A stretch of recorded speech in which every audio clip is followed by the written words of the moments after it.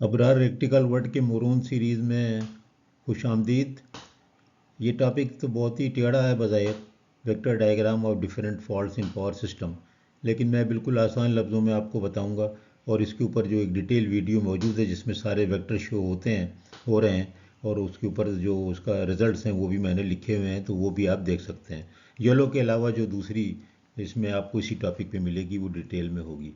अब फ़िलहाल यहाँ पर ये हमें बात करनी है कि कौन कौन से फॉल्ट होते हैं और उनके वेक्टर डायग्राम या वोल्टेज और करंट में वेरिएशन क्या होता है, वही असल में वेक्टर्स होते हैं।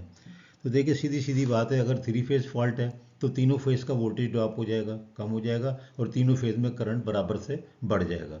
अगर तीनों में साथ तीनों शॉर्ट हो गए, आपकी ओवरहेड लाइन जा रही है घर के सामने, तो उसमें आप अगर तीनों फेज़ को शॉर्ट कर दें तो फिर तीनों फेज़ के वोल्टेज कम होंगे। इसी तरह अगर दो फेज़ का फॉल्ट है लाइन टू लाइन, तो दो फेज़ के ऊपर वोल्टेज कम हो जाएगा और दोनों फेज़ पे करंट ज़्यादा हो जाएगा। इस तरह अगर single line to ground fault है, यानी कि एक फेज़ जो था ग्राउंड हो गया, तो उसी उसी फेज़ का करंट ज़्यादा होगा और उसका ही वोल्टेज कम हो जाएगा। देखिए बिल्कुल सिंपल सी बात है। अब अगर दो लाइन टू लाइन फॉल्ट है और ग्राउंड भी है, तो क्या होगा कि ग्राउंड करंट भी ऐड हो जाएगा, यानी उस दो लाइन में वोल्टेज तो कम हो जाएगा, दोनों में करंट जो है वो बढ़ जाएगा और ग्राउंड करंट भी आ जाएगा। इस तरह सिंगल लाइन टू ग्राउंड में उस फेज़ में भी करंट बढ़ जाएगा, उसका वोल्टेज कम हो जाएगा और ग्राउंड में भी करंट जाने लगेगा। तो देखिए बिल्कुल सिंपल अंदाज में बस ये समझ लें कि जिस फेज़ की बात हो रही है फॉल्ट आ गया, वहाँ वोल्टेज तो आप कर बस कह दें बेधड़क के कम हो गया, बहुत कम हो जाएगा और उसका करंट बढ़ जाएगा। अब आ गई कि वेक्टर डायग्राम या एंगल में क्या फ़र्क पड़ेगा वोल्टेज और करंट के दरमियान का। एंगल असल में जब दो बनाते हैं ना हम लाइनें, उसके दरमियान में एंगल शो करते हैं, आपको पता है वी और आई के दरमियान में, उसको कहते हैं पावर फैक्टर एंगल। तो ये लोड का पावर फैक्टर होता है ना, वो बहुत कम होता है, क्योंकि आप पावर फैक्टर तो बहुत अच्छा चलाते हैं ना, तो एंगल बहुत कम होता है। पावर फैक्टर 0.95 की बात होती है चलाने की, तो इसका मतलब होगा एंगल बहुत कम होगा, 20 डिग्री, 10 डिग्री, 15 डिग्री होगा। लेकिन जैसी फॉल्ट आता है, फॉल्ट में रिएक्टेंस बहुत ज़्यादा होता है, फॉल्ट का रिएक्टेंस ज़मीन के अंदर बहुत ज़्यादा होता है, या एक लाइन से गया दूसरे से वापस आया तो डबल रिएक्टेंस, यानी कि रिएक्टेंस ज़्यादा हो जाता है बहुत।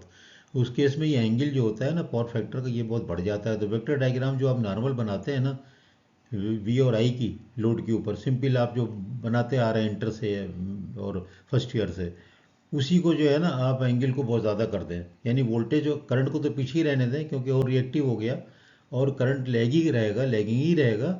बस सिर्फ ये करें कि आप उसका एंगल बहुत बढ़ा दें तो वो फॉल्ट का हो गया, सीधे सीधी हिसाब है। और वोल्टेज वाले को छोटा सा कर दें।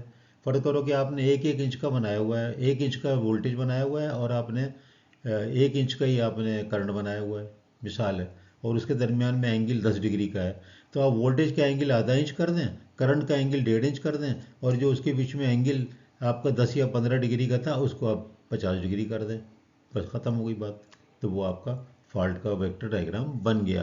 तो देखें कितना आसान है फॉल्ट का वेक्टर डायग्राम बनाना, इसीलिए मैं कहता हूँ कि आप इससे मत घबराएं। वेक्टर डायग्राम से घबराने से फिर आप इंजीनियर नहीं बनेंगे, बल्कि आपको बाहर जा कर के मुश्किलात पैदा होंगी। नए जनरेशन को मैं खास तौर पे कहता हूँ, पुराने वालों ने तो जो भी था अपना टाइम गुजार लिया।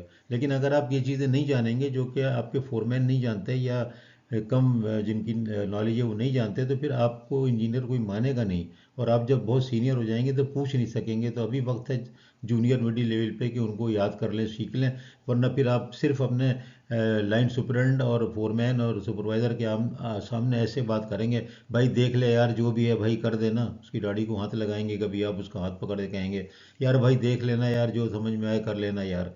तो अगर ये वाला इंजीनियर नहीं बनना है और अपनी इज़्ज़त नफ्स है आपके अंदर, तो प्लीज़ ये चीज़ों को भी समझ लें।